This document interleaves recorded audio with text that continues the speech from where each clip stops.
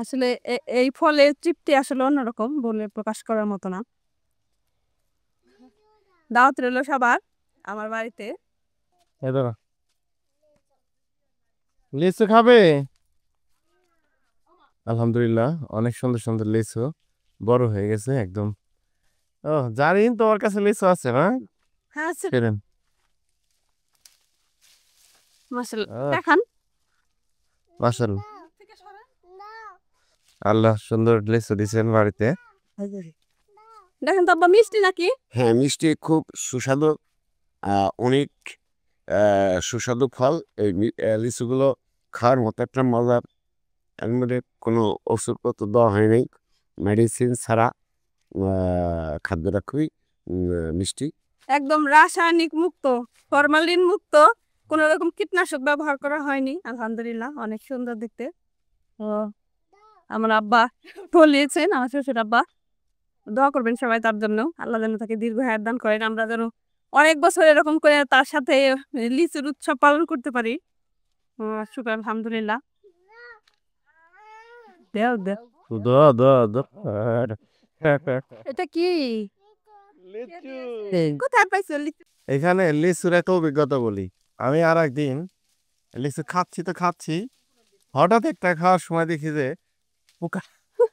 কীটনাশক মুক্ত।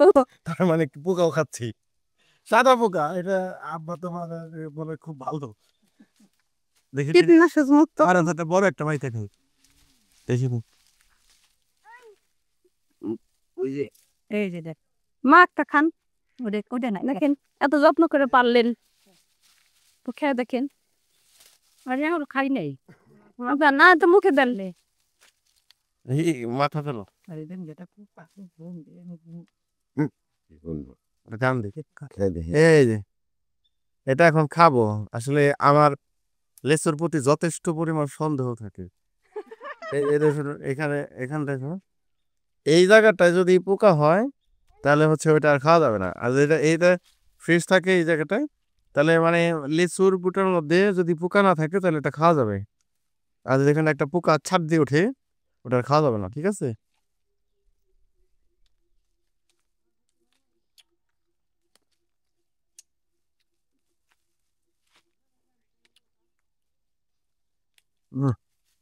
ওয়াও, একটু টক টক হয়েছে।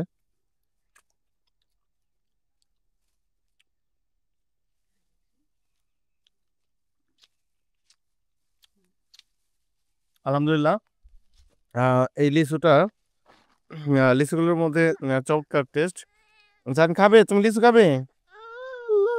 হ্যাঁ, এই যে নাও, তাহলে এটা রেখে দিই। আজকে আবারও চলে আসলাম বাড়িতে। এখানে আমাদের যে ঘর ওঠানোর যে কথা, সেটার জন্য যে কাজটা চলে আসতেছে, তো সেই মাটি ভরাটের কাজটা চলছে। তার ধারাবাহিকতায় আজকে কতটুকু হলো সেটা দেখার জন্যই চলে আসছি। তো দেখি আমাদের কতটুকু হয়েছে। আলহামদুলিল্লাহ, আমাদের বাড়ির কাজ দেখতে পাচ্ছেন খুব সুন্দরভাবে চলছে। আর পুকুরের একটি পাশে মাটি কেটে বাড়ানো হচ্ছে। আর পরবর্তীতে এই পানিটা টান দিয়ে অন্য জায়গায় ফেলে দিয়ে পুকুরেরও এখান থেকে মাটি নিতে হবে। হুম, এই যে দরজা। হুম, হ্যাঁ, হ্যাঁ। আচ্ছা, ঠিক আছে, তাহলে আর চিন্তা না। কত ফিট ঘর দিবে, কয় ফিট? পাস, আমি দেখতেছি দাঁড়ান। এটা হচ্ছে বাড়ির সামনে যে অংশটা আমরা জয়েন করতেছি, ওইখানে যারা মা আর আমার মা দাঁড়িয়ে আছে। তো ওই পাশটা থেকে শুরু আমাদের জায়গাটা। তো ওইখান থেকে ভরাট করে আসতেছে এই পাশটাতে। এখানে যে প্রবলেমটা হয়েছে, ওই পাশটাতে একটা কারেন্টের লাইন গেছে, যে কারণে ওইটা থেকে বেশ দূরত্ব থাকতে হবে, যে ঘর ওঠানো যাবে না। এই একটা বিষয় কারণে ওই জায়গাটা আমাদের একটু বেশি জায়গা ভরাট করা লাগতেছে শুধুমাত্র দূরে আসার জন্য। তো ওই পাশ থেকে এসে আমি এই পাশে যে জায়গাটা এখন দাঁড়িয়ে আছি, তো এই জায়গা থেকে যদি আমরা চার হাতে এই দিক থেকে ধরি, এই পাশটা থেকে এই পাশে যে ভরাটটা চলতেছে, এই জায়গাগুলা, এই যে এগুলোর মধ্যেই হচ্ছে আমরা চাচ্ছি যে ইনশাল্লাহ ঘর হবে। আর গত ব্লগে আপনারা যেটা দেখছেন এইখানটাতে একদম নিচু ছিল একদম আমাদের খেতে ওইখান থেকে মাটি নিয়ে আসতেছিল। তো পুকুরের একটা পাশ কেটে এখানটাতে মাটি ভরাট করা চলতেছে। তো এখন যে জিনিসটা করার আজকে আমি একটা জিনিস দেখতেছি যে বেশি ভরাট এই পাশে আসা যাবে না খেতে, কারণ এটা আসলে এই যে কাছাকাছি পুকুরটা বড় হয়ে যাবে। তো ওইটা না করে মোটামুটি যতটুকু ধরা হয়েছে এতটুকু জায়গাও যদি আমরা আপাতত ধরি, হয়তো আর 2 জায়গায় এদিকে বাড়াতে হবে। তো এর পরের স্টেপটা ভরতে গেলে আসলে নদীর মাটি লাগবে, কারণ এই মাটি দিয়ে আর ওইদিকে পুরোটা ভরা যাচ্ছে না। তো এখানটাতে ঘর উঠানোর জন্য আপাতত একটা জায়গা করতে চাচ্ছি। আর ওই যে ঘরটা দেখতেছেন ওইদিকেও এটা ভেঙে ওইখানটাতেও ঘর করবো। আসলে ব্যক্তিগত ইচ্ছা হচ্ছে এখানে একটু ফার্ম টাইপের যেরকম করা বা একটু বাংলো বাড়ি করা থাকে ওই রকমটাই করার ইচ্ছা। তো বাকিটা হচ্ছে ধীরে ধীরে ছোট ছোট ঘর একটা দুটা করে উঠাইতে উঠাইতে একটা সময় গিয়ে দেখা গেছে না কার্যকর হবে। আর এই পাশটাতে পুরাটাই ভরবো, যেটা কাটা হচ্ছে ওইখানে আবার মাটি দিব। তো এই হচ্ছে বর্তমান অবস্থা। তো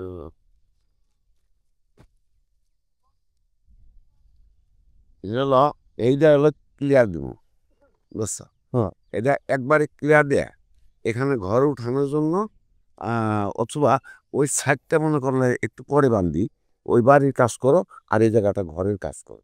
এইটার জন্য যে এখন আপাতত জন্য যা কিছু করুন লাগে সেটা সমাধান হবে। আমি ওইটাই চাচ্ছি যে এখানে একটা ঘর উঠাইলে তারপরে এনে মাটি ফেলে ফেলে সামনে ভরাট করবো। হ্যাঁ, কারণ ঘর উঠানোর জায়গাটা আপনার ভরার পরেও 6 মাস 1 বছর রাখতে হয়, কারণ এই মাটি টাপবে, ওই মাটি দেখা গেছে নিচের দিকে যাবে, মাটির উঁচা নিতে হবে, এখানে ঘর উঠানো উপযোগী হতে সময় লাগবে। হ্যাঁ হ্যাঁ, এই বছর ধরে কিছু করা যাবে না, সমান করবেন। হ্যাঁ, হুম, এই বছর ধরে কিছু করবো না, এখন না এনে বান্ধে রাখলাম এটা এটা এবার বানলে 1 বছর চলে যাব। হুম। সামনে বছর আমরা এই জায়গাটায় মাটি ফলাইতে ফলাইতে তখন এইটা হলো ঘর করার উপযোগী থাকবে। উপরে যেটা ডাববো ওইটা মাটি দিতে হইব, আর সামনে বছর দেখা যাচ্ছে এই যে দিক দিয়ে করাবো। লাগে লাগে না রিস মাছ লাগবো। আরে ভাই আমরা তো সমান করে এই যে ঘর উঠাইছি না, হ্যাঁ, এই যে আমাদের বিএনসির দাবেও নাই, অনেক কোনো কিছু হয় কাল ভোট পেলে ডাবো কিসের জন্য? এইখানে যে মাটি হ্যাঁ ক্যামেরা দেন। হ্যাঁ। ওই তো আপনার এইটা তো আমি- দু একদিনের মধ্যে এটা শেষ হয়ে যাবো। আচ্ছা, এই যে শেষ হয়ে গেলে ওই পিঠটা জায়গায় দিব। এই জায়গার পানি মূলত যেটা করতে হবে তাহলে এইখানটাতে নিচে করে এই জায়গায় আসবো।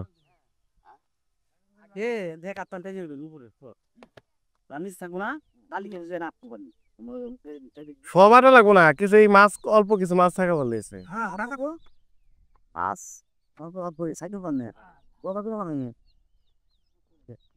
এখানে সুন্দর একটা রাস্তা করা আছে। পুকুরে এখনো মাছ আছে, এই মাছ ধরে যেটা করা হয় খাবারের জন্য মাছ নেওয়া হয়, বাকিটা আবার রেখে দেওয়া হয়। আর এখানটাতে যেটা কাটা হলো সেটার জায়গাটাতেও একটা ভালো মাছ থাকতে পারবে। আর পাশাপাশি আমরা যে কাজ করে যাচ্ছি আশা করি বাড়ির সৌন্দর্যটা হবে। আপনাদের পরামর্শ থাকলে কমেন্টসে জানাবেন।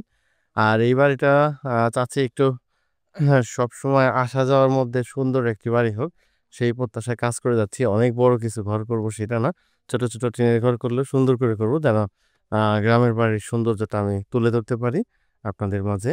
আসলে অনেক বড় কিছু করার সামর্থ্য এই মুহূর্তে নাই, তবে আলহামদুলিল্লাহ যতটুকু পারি ততটুকু করে যাব আর কি ইনশাল্লাহ। তো আমি একটু দেখাই আমাদের বাড়িতে এবার বেশ কিছু আম গাছে আম ধরেছে। তার ভিতরে যদি আসি, এই আম গাছটা দেখা যাচ্ছে কিনা, আর ওপাশে তাল গাছে তালও আছে, আর ওইখানেও আম আছে আলহামদুলিল্লাহ। এইখানটাতে সজনে গাছটা এখন আগের চেয়ে অনেক সুন্দর হচ্ছে। এখানে গোলাপের কাটা ও নো তোমার জন্য আমি দিলাম তোমাকে নাও না এই দিলাম। এই যে। ব্যাস হুম মাশাআল্লাহ তোমাকে গ্রান্টটা দিয়ে দিলাম এই হচ্ছে গোলাপের ফুল এখানে ডালিম গাছে কি ডালিম আসছো নাকি এই যে এখানে ডালিম গাছ আছে আর একে একে আপনাদের আমাদের বাড়ির সামনে মোটামুটি অনেক ওদের গাছ আব্বা চেষ্টা করছে এখানে একটা আদা গাছ নাকি নাকি না এলাচ এলাচ না এলাচি গাছ এই যে এলাচি গাছ দেখেন আমেরিকান থেকে সারানো হয়েছে আমেরিকান এলাচি গাছ মাশাল্লাহ তার মানে বাড়ির সামনে একটু উঁচা হলে যেটা হয় বিভিন্ন ধরনের গাছ রাখা যায় এই যে নারিকেল আম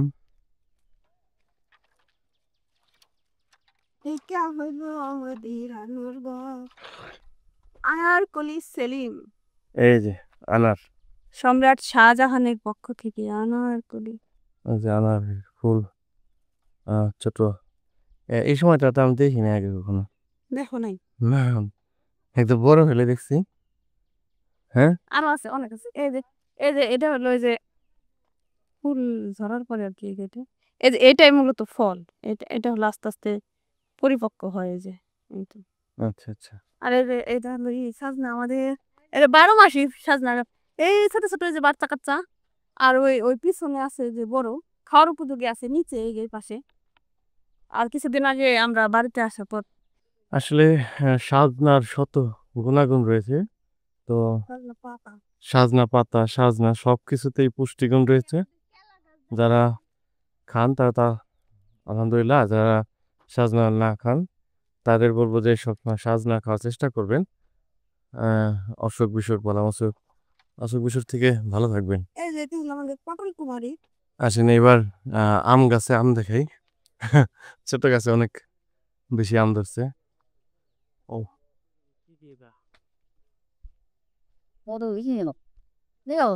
আতে ভালো লাগতেছে ভালো লাগলে বান্ধব না লাগলে বান্ধব না এই যে কারণ জানের চেয়ে বড় কিছু না আলহামদুলিল্লাহ আম গাছে বেশ আম আছে লিচু গাছটা আবার ভালো করে ঢেকে রাখছে বাদরের হাত থেকে রক্ষা করার জন্য তো যে জিনিসটা দেখা যাচ্ছে আসলে এখানে রোদের তাপে পেঁপে গাছের পাতা মনে হচ্ছে একটু কষ্টে আছে আর কি আলহামদুলিল্লাহ আপনাদের সাথে বেশ সময় কাটালাম আজকে গ্রামে এসে বাড়ির বর্তমান কাজের অবস্থাটা একটু আপডেট দেখে গেলাম আপনাদের সাথে শেয়ার করলাম আর শহরে থাকা হয় আইটি সেক্টর নিয়ে প্রচুর কাজ করা হয় মিডিয়া সেক্টরে কাজ করা হয় তো এই সময়টা আমার সাথে দেওয়ার জন্য আপনাদের সবাইকে অনেক ধন্যবাদ আর আমার ব্লগে আপনাদের পরামর্শ থাকলে দেবেন ভালো থাকবেন সবাই সবার সুস্বাস্থ্য দীর্ঘায়ু কামনা করে আজকের ব্লগটা শেষ করছি আসসালামু আলাইকুম